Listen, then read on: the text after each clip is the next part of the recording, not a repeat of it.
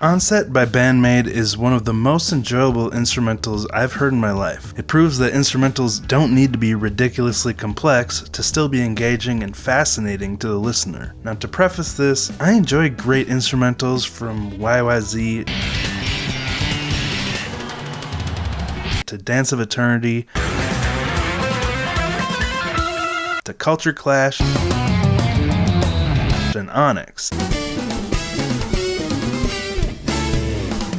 A great instrumental always catches my attention. As a musician, I fall right into their natural demographic and always find them fascinating. But most instrumentals are so far beyond my comprehension and playing abilities, they often leave me feeling a bit dejected and inadequate as a musician. And that's where Onset by BAND-MAID came in and shifted my whole perspective on instrumental music. I don't know why it took me so long to realize this, but the composition doesn't have to be absolutely insane, Olympian level John Petrucci or Marco Miniman acrobatics to be interesting. It's not about how hard it is to play, it's about how cool it sounds and how well it flows. Now please don't misunderstand me. Each member of BAND-MAID is still way beyond my technical skill. From Konami's insane chops for this riff in No God,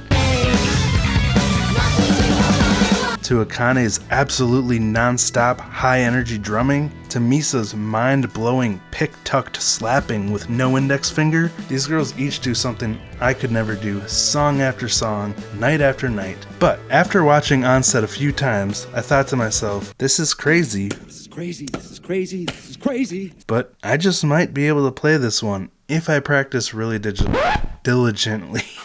Typical. And that is why it was so inspirational to me. It gave me hope that I can still play really great music even at my current skill level if I just put in enough practice. So today I'm going to be doing a deep dive into Onset, but not too deep.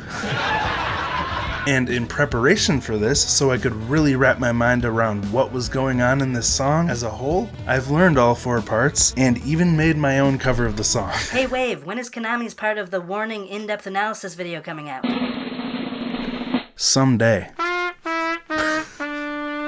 But I've been busy working on this. Obviously a lot of work went into this video, not only making the video, but learning the song, really getting a grasp on it. So without further ado, let's jump into this. Onset begins with a face-melting, heart-pounding intro where all 4 instruments are playing an important role. On the drums, Akane plays 16th notes that gradually increase in velocity, starting from pretty intense to downright earth-shattering. On top of that, Miku maintains a solid foundation with a G-flat power chord as Konami slides into dyad chords on her 2 highest strings, walking up in the same interval as Smoke on the Water, but 3 octaves minus 1/2 step higher than that.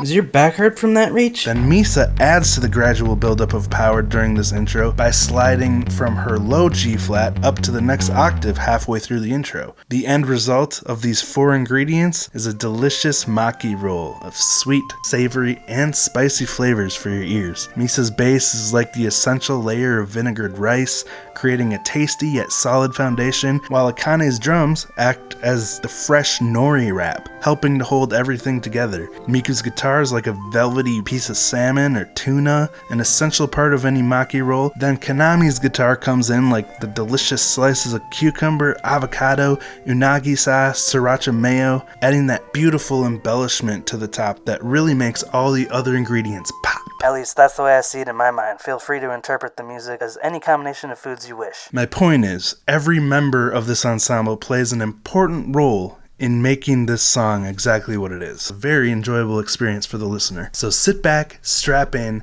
and let's enjoy this ride together. After this intro grabs you by the ears and forces you to pay attention, Akane's first drum fill leads into Miku and Konami playing this mesmerizing guitar harmony, which I can only describe as sick.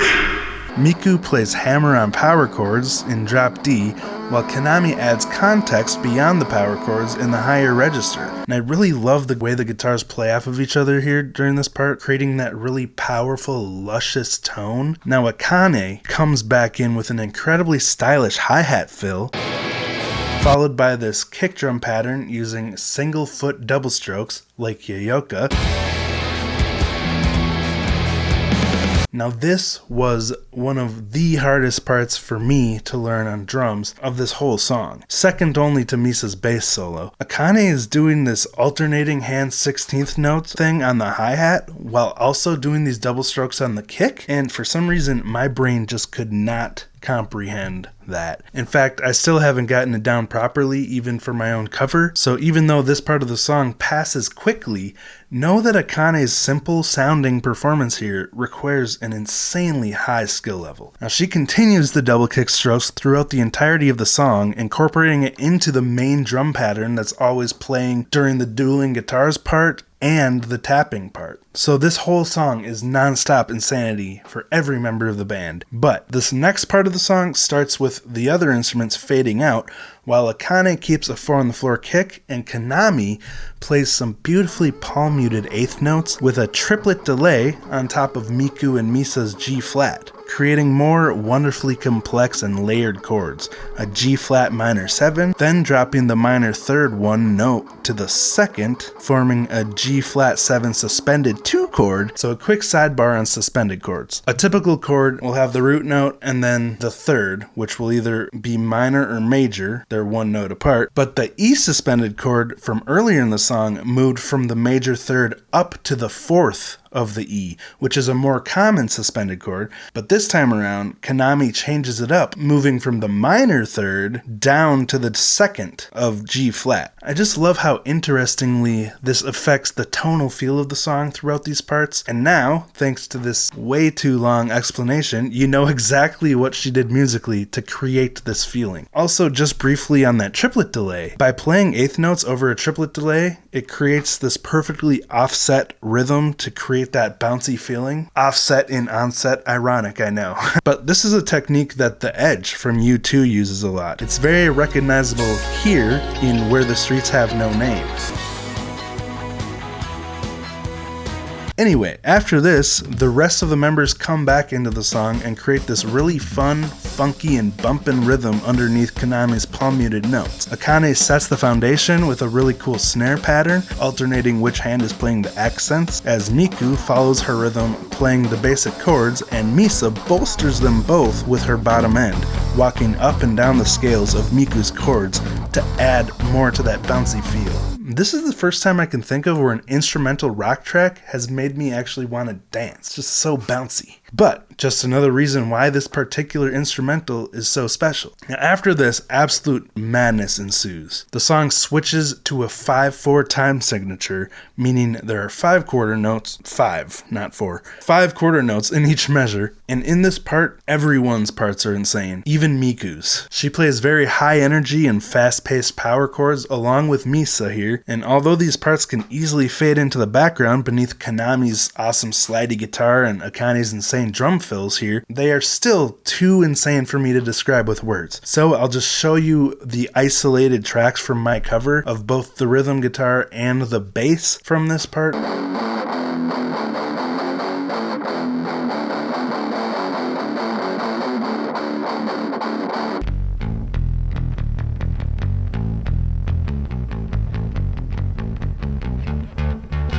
Now for Kanami's part here, I've gone on and on in my live streams about how she always puts the sound and feel of the final product ahead of any ease of play being easy to perform. And what I mean by that is rather than playing the notes in this part on different strings, all in the same position on the fretboard, like this,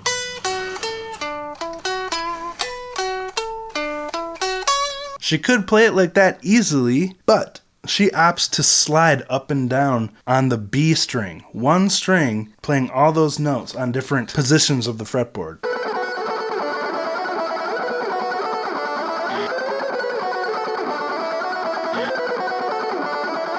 Which is insanely difficult to play accurately, but it gives it a completely different vibe and feel to serve the sound of the song, even though it makes her part much more difficult to play live because she's jumping anywhere from the 3rd to the 14th fret and yet is so precise when she plays it live. And now to Akane, her fills in this part perfectly complement Konami's composition, switching from the triplets during the first 3 counts to 16th note fills for the last 2 counts, and ending the section with some amazing triplet fills incorporating toms, kick, and snare.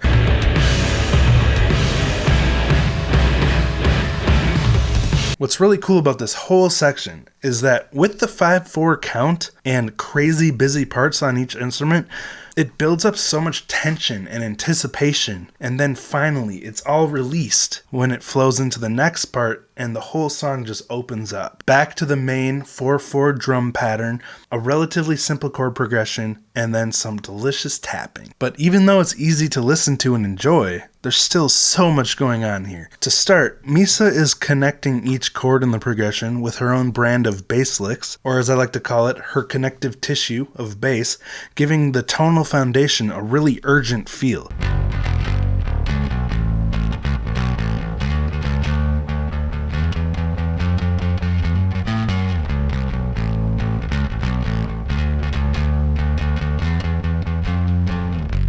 Then Konami's tapping follows a similar rhythmic pattern to the 5/4 section, playing her notes in 4 groups of 3, then 2 groups of 2. But because it's in 4/4 now, it's much easier for the listener to flow to, and I just love that. It carries over that same rhythmic feel, but as opposed to the tense build-up feeling of that 5/4 part, this is much easier to comprehend and feels more like a release and a respite from the insanity that ensued before.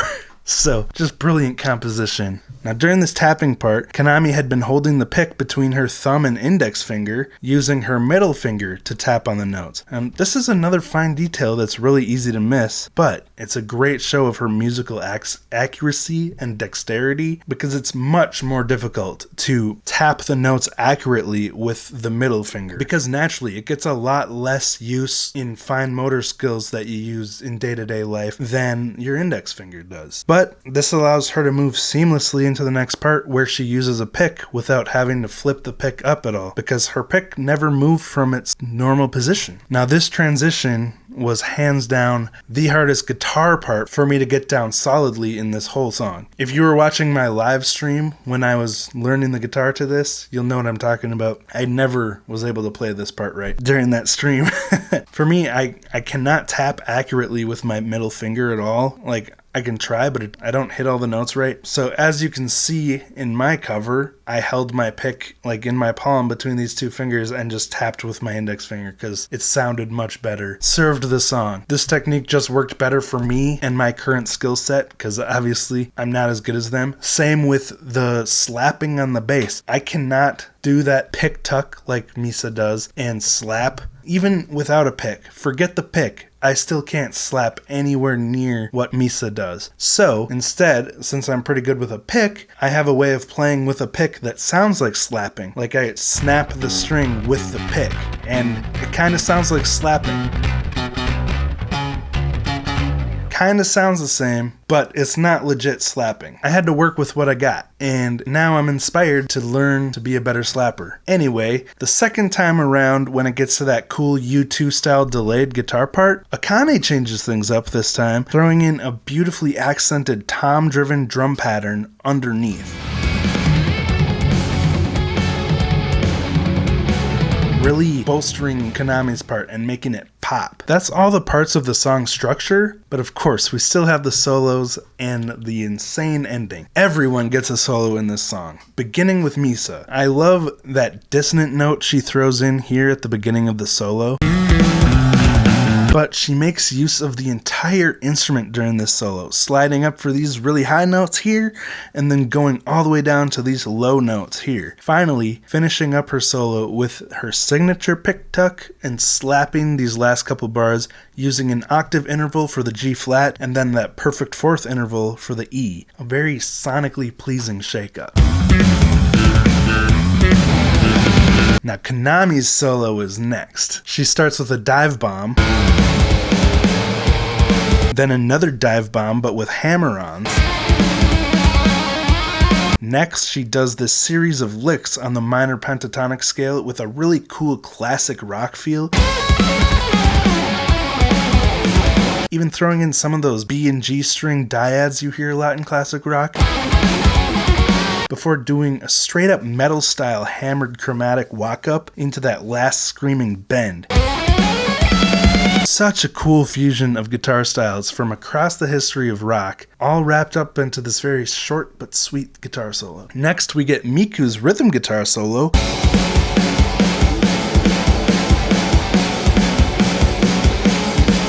walking up through the chord progression and leading everyone back into the song, and Konami comes in with a high A octave chord in harmony with the main chord progression. Again, these little bits of flavor from Konami add context to the chord progression, giving it a richer sound and more context to what the chords are in the composition. But it's such an interesting flavor that it adds to this part, just with those simple octave chords underneath the main chord progression. Now after this, Akane has her moment to really shine,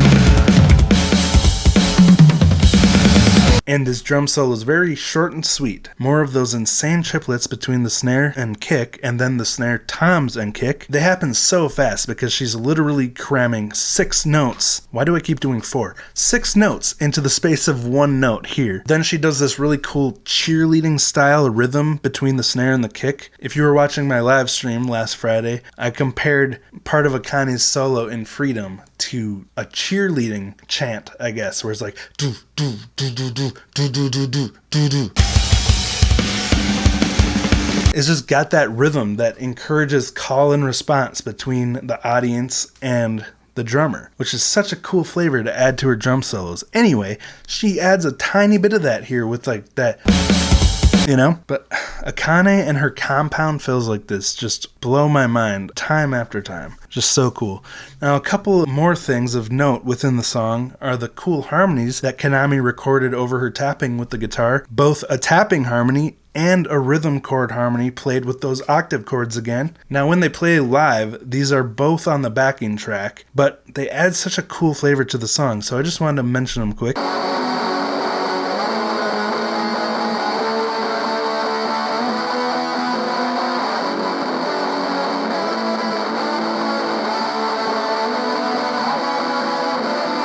Then, to shake things up one last time on the guitar, Konami cranks up the heat for her final tapping section, introducing a new set of notes by moving up to the high E string and ending with this double speed triplet tapping. Also, Misa unleashes her fury after the solos in this song by incorporating a lot more slapping throughout the rest of the song. We hear it here, right after Miku's solo.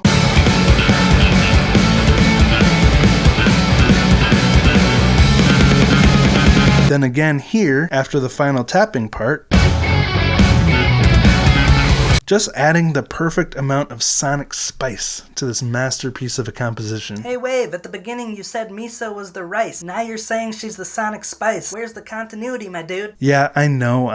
I kinda lost the metaphor there, but are you even surprised? Anyway, like I've mentioned, I did make my own cover of this, but it's not coming out on YouTube until tomorrow at 8 a.m. Central Standard Time. YouTube keeps telling me that that's a good time to release videos where my whole audience is on YouTube pretty much. I actually did release it to my patrons earlier this week to make sure I wasn't crazy for thinking it was worth uploading. And they've been very kind so far about it. So I think it's pretty good. I think it's ready to be released. Anyway, if you want early access to my cover, it's an option to go join my Patreon right now. Otherwise, I'll see you at the premiere in about 17 hours. Now, with that in mind, thank you so much to my patrons. I really appreciate all of you. I would not be able to make videos like this if it wasn't for you, or even really make much time for music at all without the support of all of you. So thank you so much for that. Not only just financially, but also with your kind words and helpful suggestions for what I could do better. That's the first question I ask anyone who joins my Patreon. I say, feel free to reach out if there's anything I could do better. So thank you all so much for the help you have given me. I can't thank you enough. And even if you can't support financially, just pounding that like button actually helps a lot. And if you've watched this far and you're not subscribed yet, what are you waiting for? You'll probably enjoy a lot of the videos I make, and of course, sharing this video with anyone who you think would like it would also help a lot. So that said, thank you all for watching, and I'll talk to you next time. I've been working overtime every day for the last 6 months, but I haven't gotten paid. Just